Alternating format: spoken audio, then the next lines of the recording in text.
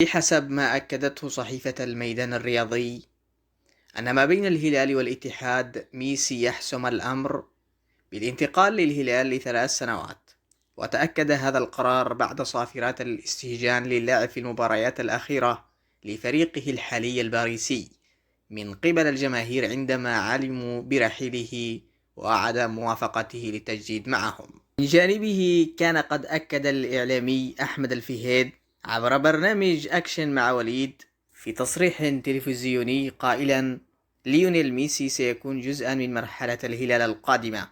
وأقول لجمهور الهلال: جهزوا البشوت من الحين عشان تحتفلون بقدوم ميسي.